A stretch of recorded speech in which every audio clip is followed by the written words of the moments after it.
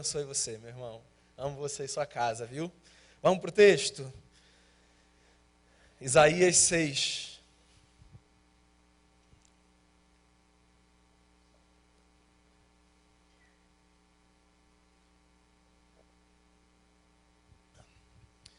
Eu vou ler do verso 1 até o verso 5, tá?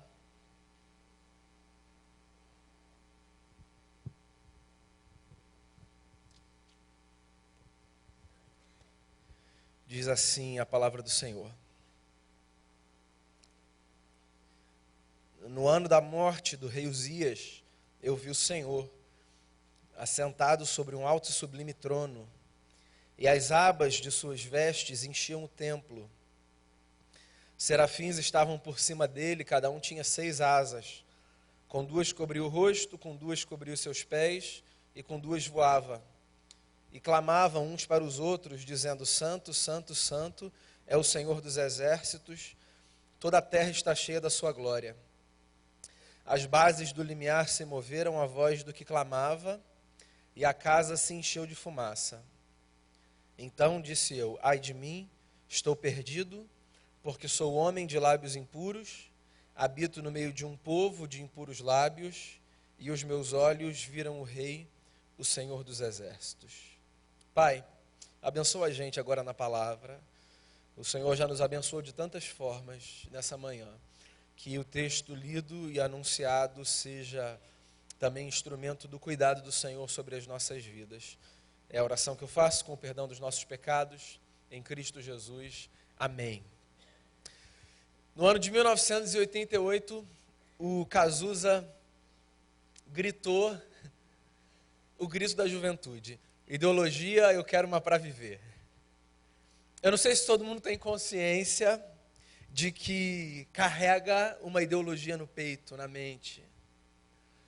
Você pode não parar para pensar em qual é a sua ideologia, mas todo mundo tem uma. Por sinal, quando eu falo de ideologia aqui, eu não utilizo o termo na sua definição científica, mas no seu sentido popular, tá bom? Ideologia enquanto forma de ver o mundo, enquanto visão, enquanto cenário que eu construo ou que eu recebo, que exprime na minha leitura a melhor maneira de se conceber a história. Todo mundo tem ideologia. Resta-nos saber qual é a nossa e o que a gente faz com ela. Se você chegou aqui hoje, deixa eu contextualizar essa fala para você. A gente está no meio de uma mensagem, na verdade a gente está no meio de uma série, e essa é a nossa 5ª mensagem, chamada Deuses Falsos e o Triunfo da Ressurreição.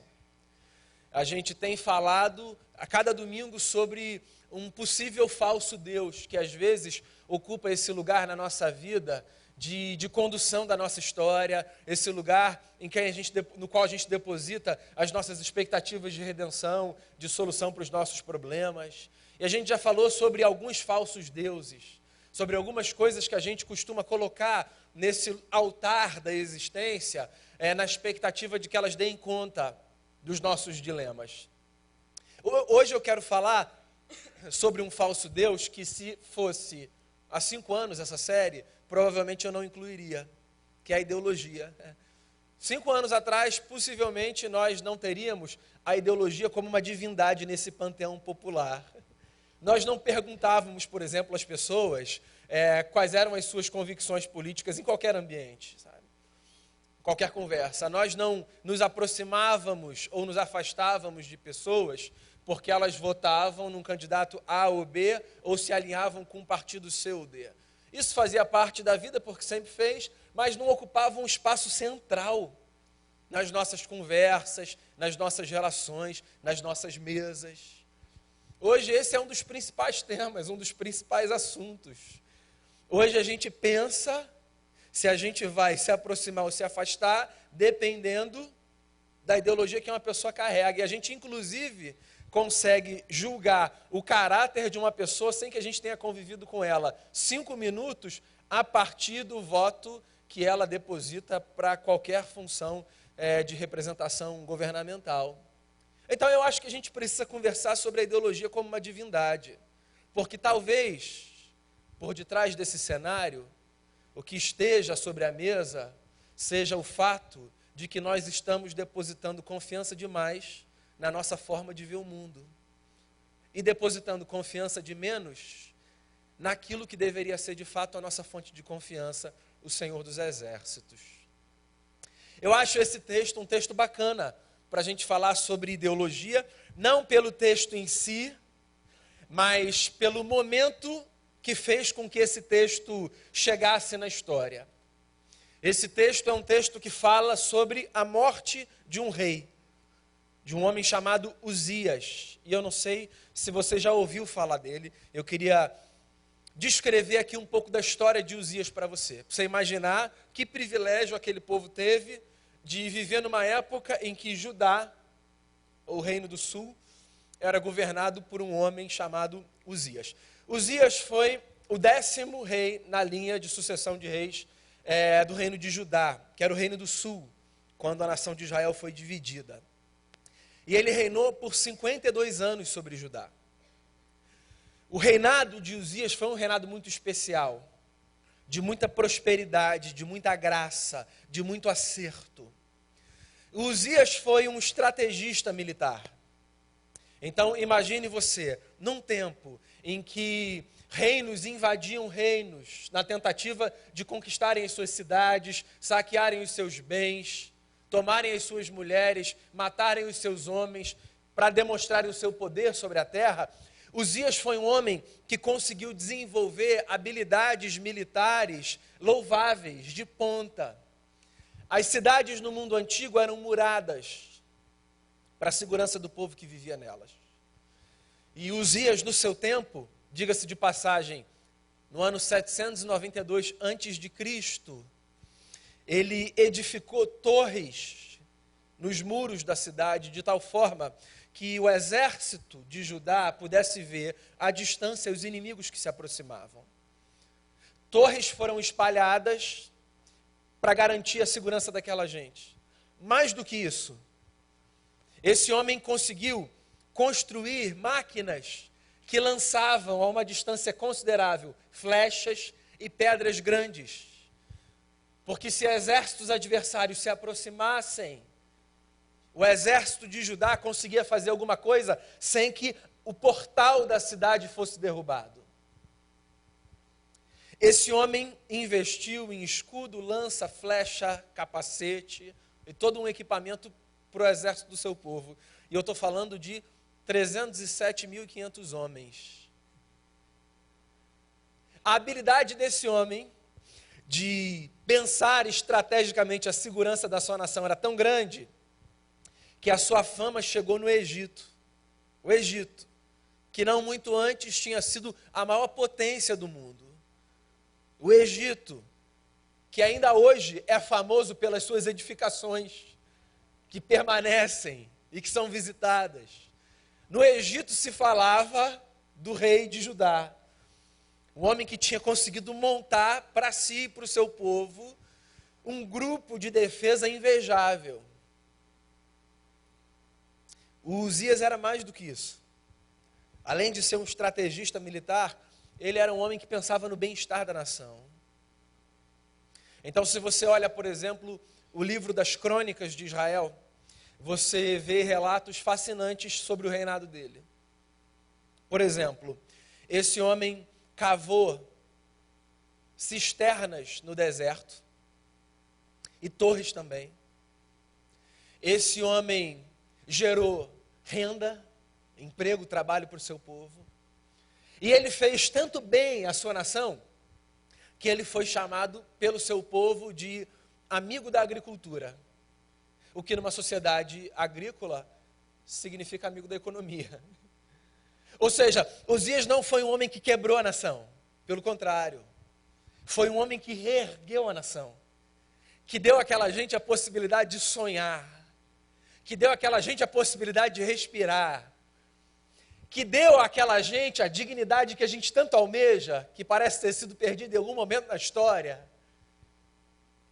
que nos possibilita olhar para esse pedaço de terra e dizer, caramba, que bacana, isso é nosso, a gente tem orgulho disso. Que bom que a gente pode desfrutar disso ou daquilo, porque alguém pensa na gente. É uma coisa maravilhosa, ou pelo menos deve ser, a gente viver num pedaço de terra em que a gente pode se orgulhar de tudo, ou praticamente tudo. Olhar e dizer as coisas funcionam, é real. Tem gente que cuida da gente, tem gente que pensa na gente. Então, a história de Judá e de Israel nem sempre foi uma história como a história do reinado de Uzias. Se você lê a Bíblia Sagrada, o Antigo Testamento, você vai perceber que em muitos momentos, na verdade, há mais momentos negativos do que positivos na história daquela gente. A história dos reis de Israel é uma história cheia de oscilações. Vinha um rei bom e fazia o que era correto diante do Senhor e fazia com que a nação prosperasse. E logo depois vinha um rei que colocava tudo a perder. Era uma jornada de muitas oscilações, de muita instabilidade. E aí um povo teve a graça de viver debaixo do governo desse homem, que tinha uma visão de mundo tão bacana, que tinha uma ideologia tão bonita, que tinha valores tão acertados, que fazia com que toda aquela gente desfrutasse da sua forma de enxergar o mundo e da sua maneira de governar. Acontece que esse camarada, que fez tudo certo e que sempre pensou no bem do povo, num determinado momento caiu. O livro de Isaías não fala da sua queda, fala da sua morte. O livro das Crônicas fala da sua queda. E o autor do livro das Crônicas diz o seguinte, que o rei Uzias, amigo da agricultura, senhor dos exércitos, grande estadista, caiu quando o seu coração foi tomado pela sua força e pela sua fama. Olha só que coisa forte. O que a Bíblia está sinalizando para a gente é que quando nós permitimos que os nossos triunfos e as nossas conquistas e a nossa força ganhem terreno no nosso coração, nós então estamos contemplando o início da nossa própria ruína. A linha que separa a gratidão no coração, por percebermos que estamos fazendo coisas boas e estamos seguindo na direção certa, desse outro espaço, que é o espaço do orgulho, da vanglória e da soberba, é muito tênue. De tal forma que, se é importante eu olhar para projetos, para sonhos, para modelos e dizer, parece que o caminho é esse, eu vou andar por ele, se é correto dizer que isso a gente precisa fazer, também é correto afirmar que a gente deve cuidar muito do nosso coração, sempre que a gente coloca sobre a mesa uma forma de ver o mundo, uma maneira de construir família, de pensar sociedade. Porque esse negócio da gente perceber que a gente está fazendo a coisa certa, pode fazer com que o nosso coração abra espaço para a gente achar que a gente é maior do que de fato a gente é. Um homem bom, acredito eu, cheio de boas intenções, com realizações incríveis, com uma fama maravilhosa, que começou a cair quando acreditou que era poderoso demais, que era forte demais, que sabia o que estava fazendo, que a sua maneira de ver o mundo era mais especial, mais bonita e mais santa do que a de todo mundo. Olha só, seja qual for a sua forma de ver o mundo, se tem um negócio que você precisa guardar, esse negócio se chama coração. Guarde o seu coração. Seja qual for a sua maneira de encarar trabalho, de fazer a gestão que você faz no lugar que você faz, de exercer o seu papel de liderança no lugar que você lidera, de cuidar da sua família da forma que você acha que você deve cuidar, guarda uma coisa mais do que qualquer outra, guarda o seu coração, porque a nossa história começa a ruir quando a gente permite que o nosso coração seja engodado pela ilusão de que nós somos maiores do que somos porque fizemos a coisa certa. Fazermos a coisa certa é um negócio maravilhoso, mas isso não deveria nos levar para a conclusão de que nós somos mais especiais do que os outros, porque nós fizemos o certo. Ou de que nós somos mais especiais do que os outros, porque nós achamos que a nossa maneira de fazer está certa e a do outro está errada. Visão de mundo. Cada um tem a sua. Construção de família. Cada um faz de um jeito. A gente está aqui numa comunidade de fé cristã. Todo mundo segue o mesmo livro. Mas as nossas famílias não são réplicas umas das outras. Há coisas que dizem respeito ao seu esquema familiar. E há coisas que dizem respeito ao meu. Há condutas que são suas e dos seus, que você traz de geração. Há condutas que são minhas e dos meus, que eu trago de geração.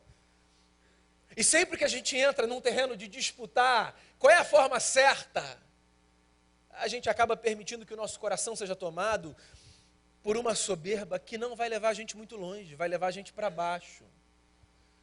É por isso que no Antigo Testamento e no Novo Testamento você vê reiteradamente a recomendação para que nós cuidemos quando pensarmos estar de pé.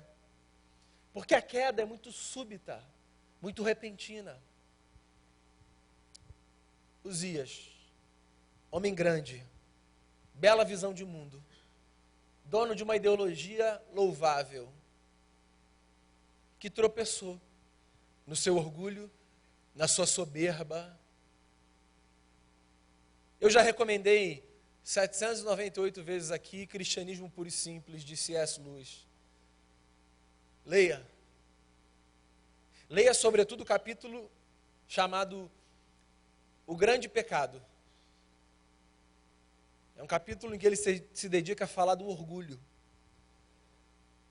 E ele diz que o orgulho é o grande pecado porque o orgulho é o estado de alma mais antagônico ao ser divino. Então, nunca eu me encontro tão distante de Deus, ou tão distante do que eu fui projetado para ser por Deus, como quando eu encontro o meu coração tomado pelo orgulho. Porque não foi para isso que Deus me fez. E o orgulho ele é tão devastador que ele me faz tropeçar. Eu tropeço naquilo que eu acho que é a minha vantagem, a minha virtude. Aquele negócio é o buraco que está só esperando eu cair, para me engolir, me destruir. Você sabe qual foi o começo da ruína do Uzias? Quando no alto da sua força, ele achou que podia, pela sua bela visão de mundo, fazer o que ele bem entendesse. Semana passada a gente falou sobre o poder como um falso Deus, né? E eu disse a você, eu lembro, um dos efeitos colaterais nocivos do poder é essa falsa sensação que o poder dá de que, por ser poderoso, eu posso fazer o que eu quiser, no lugar que eu quiser e na hora que eu quiser. O Uzias era rei. E reis governam do palácio. Sabe o que ele fez? Ele foi para o templo, o lugar dos sacerdotes. E ele começou a governar de lá. Cada um tem um lugar nessa vida. Cada um cumpre um papel. Ninguém consegue fazer tudo. Ninguém tem habilidade para fazer tudo. Eu preciso saber por que eu fui chamado. Para que eu existo. Quais talentos Deus me deu. Que lugar eu devo ocupar.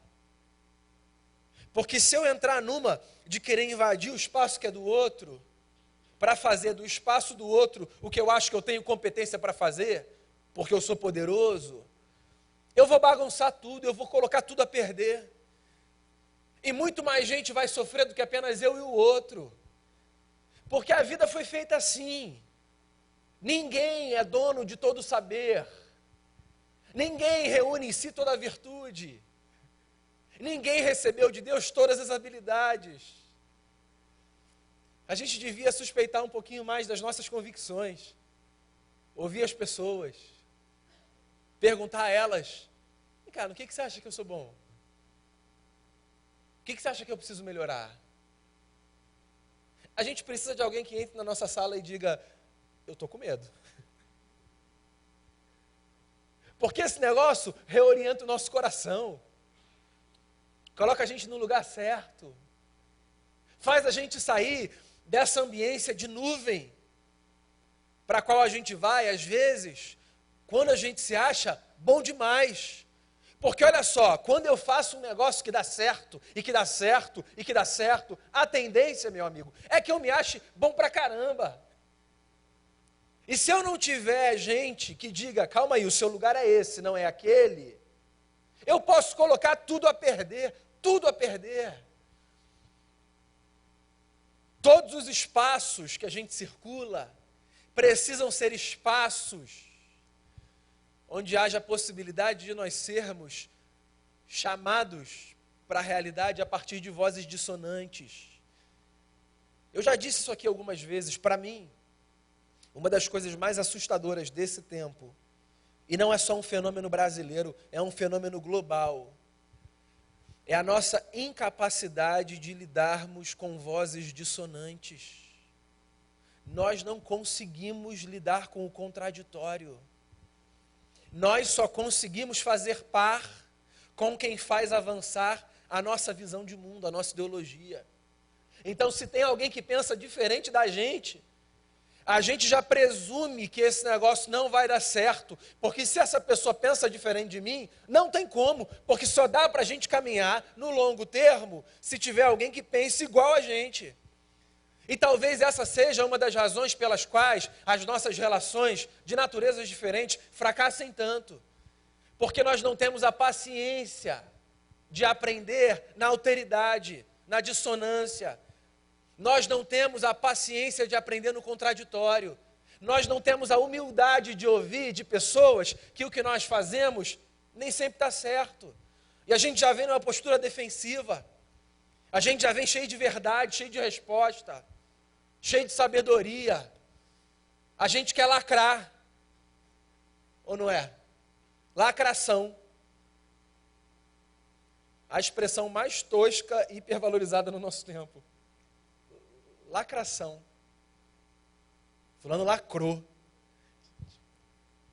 Pode ter sido a coisa, me perdoe, assim, mais imbecil do mundo.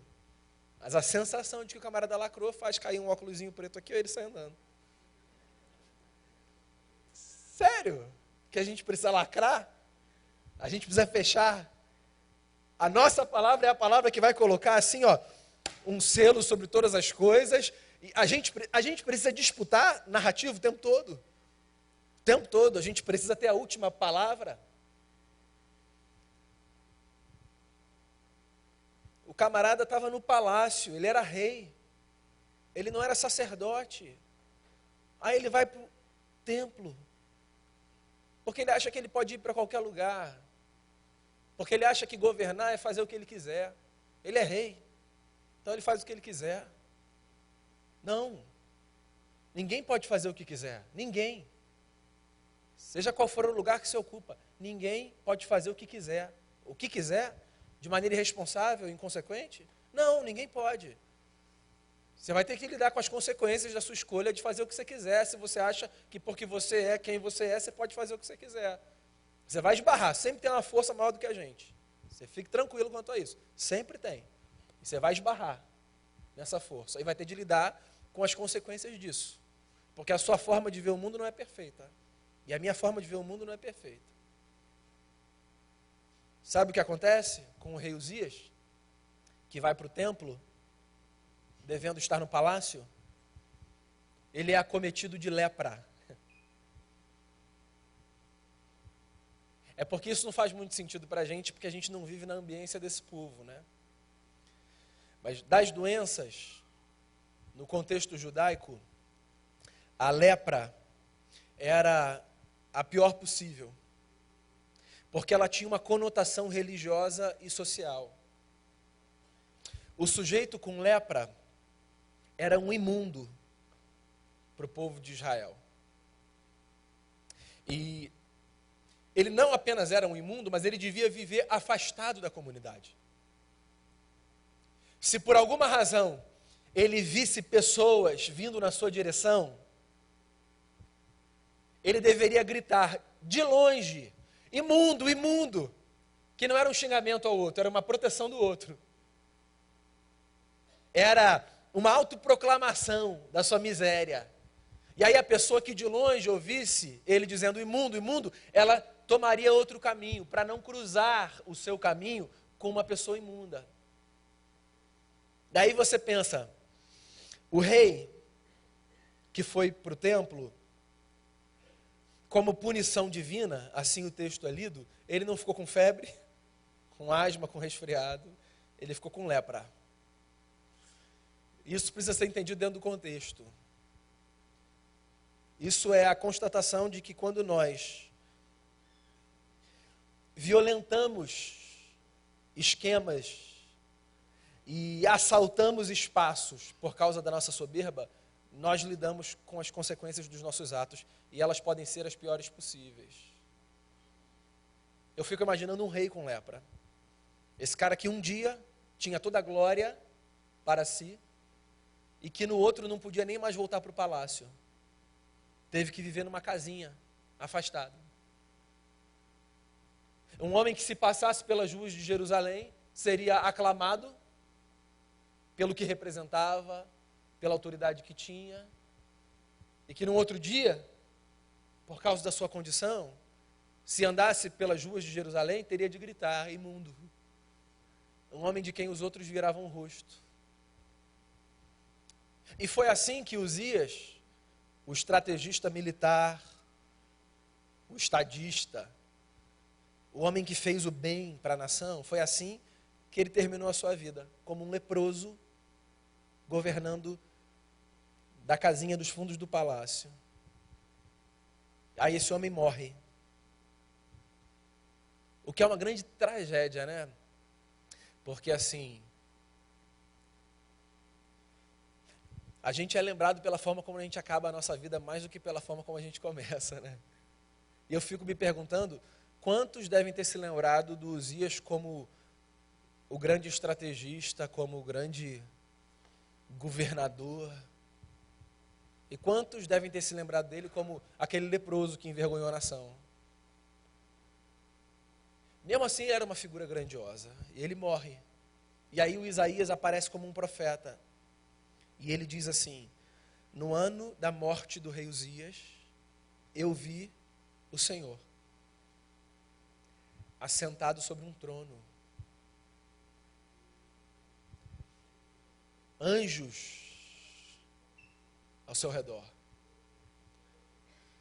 Ele era o Senhor dos exércitos. Olha só o que o Isaías está dizendo. O Uzias morreu. E eu tive uma visão de alguém que era exatamente aquilo que o Uzias tentou ser enquanto ele estava vivo.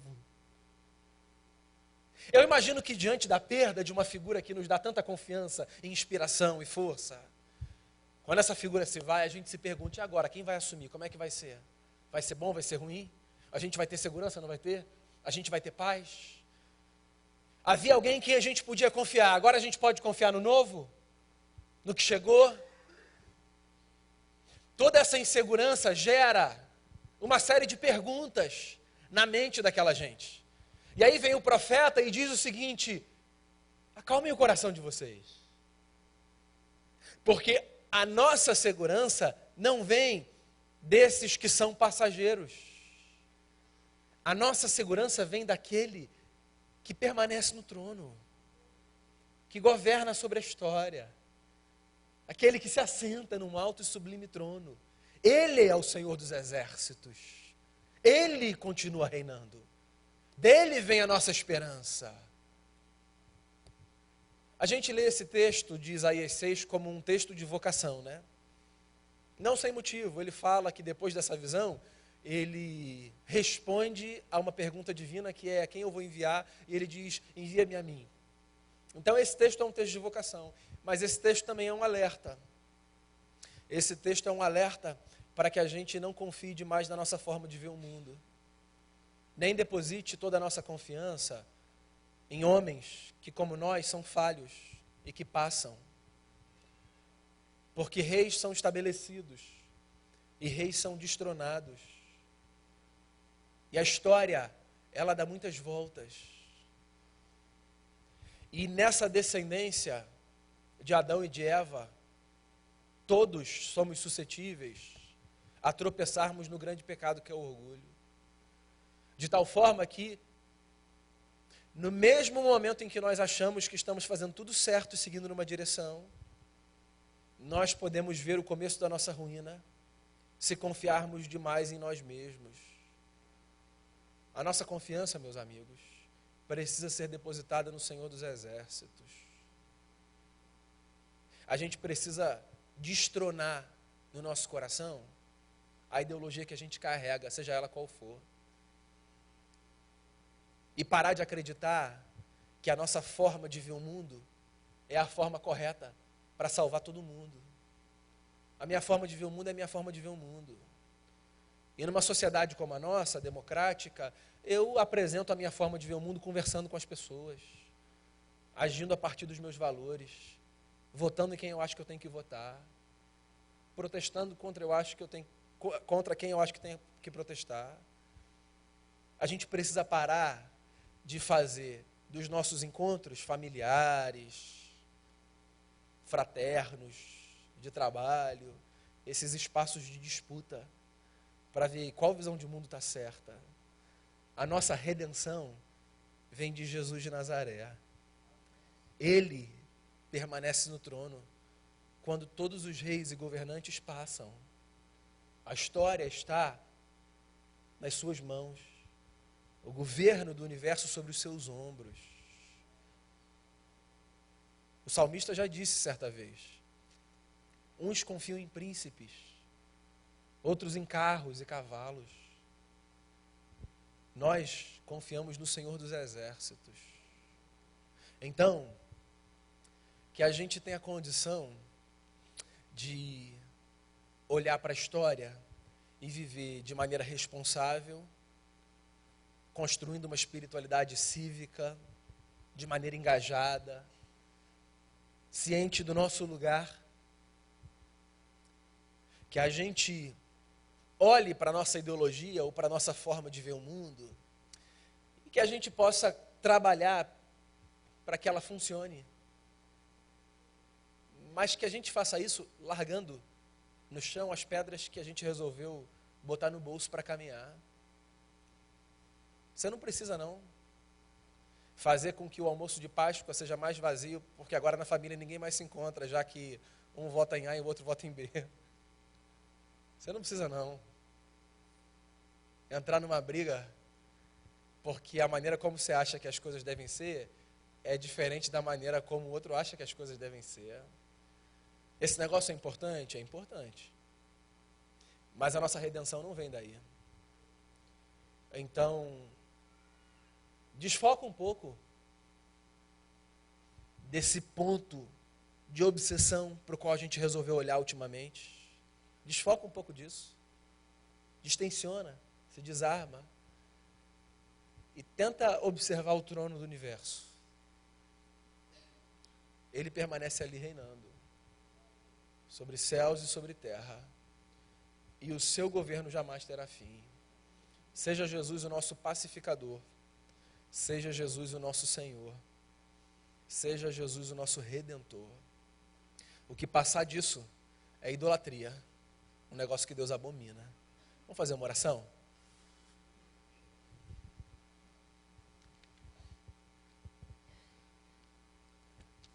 Vamos orar pela nossa cidade, pela nossa nação, pelas nossas famílias. Vamos orar para que o bem que a gente deseja seja feito.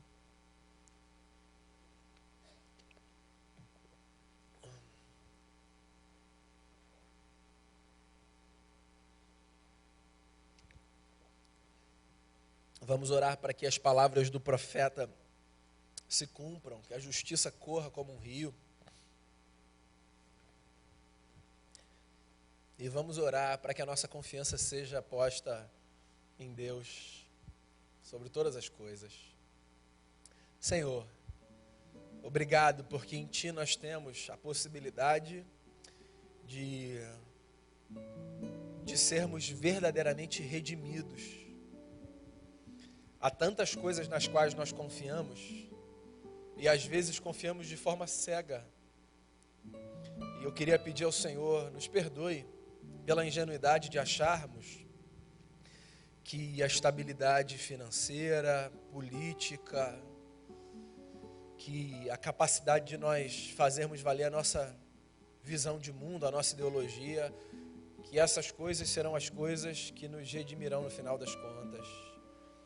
O problema do nosso coração, ele só é solucionado pelo rei que permaneceu sobre o trono quando da morte do rei Uzias.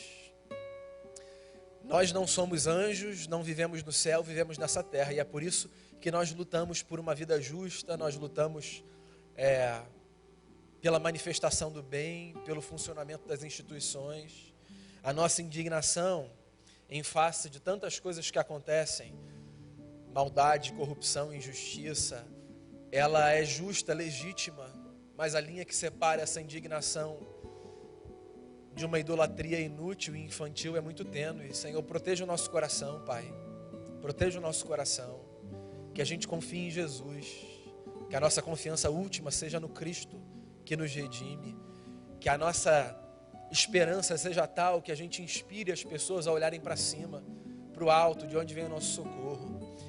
Que como cidadãos, que a gente consiga militar, viver e advogar em favor de pautas e causas que do nosso lugar nós consideremos justas, dignas. Livra a gente de invadir o lugar do outro e dizer como o outro deve pensar. Livra a gente dessa soberba boba que afasta irmão de irmão, amigo de amigo, que divide família, que transforma um ambiente de trabalho no inferno, num caos. Livra a gente desse lugar, Deus. Que a gente saiba influenciar de maneira sábia e que a gente saiba respeitar o direito do outro de pensar o mundo de uma forma diferente da nossa. Que a gente abra mão da disputa, que a gente abra mão desse lugar de fazer valer a nossa palavra como a palavra absoluta. Proteja o nosso coração do orgulho. A gente pede para que o Senhor nos guarde de tantas coisas, há tantos problemas externos que nos cercam, e nós constantemente oramos para que o Senhor nos livre deles, da violência, do homem mau. Mas eu queria pedir nessa manhã que o Senhor nos livre do problema do nosso coração. Livra a gente do orgulho, em nome de Jesus. Que Ele não nos faça tropeçar, que Ele não seja o começo da nossa ruína. Livra a gente de tentar ocupar um espaço que não é nosso. E faz a gente olhar para a nossa visão de mundo e entender que a nossa visão de mundo não é absolutamente nada mais do que a nossa visão de mundo. O Senhor é o nosso Rei. E o Senhor governa sobre céus e terra. Em última instância, a nossa confiança está no Senhor. E é para o Senhor que os nossos joelhos se dobram. É a oração que eu faço, colocando diante de Ti a nossa cidade, estado, nação, o mundo. Que o Senhor nos abençoe profundamente. Em nome de Jesus, o Senhor que está sobre o trono. Amém. Amém.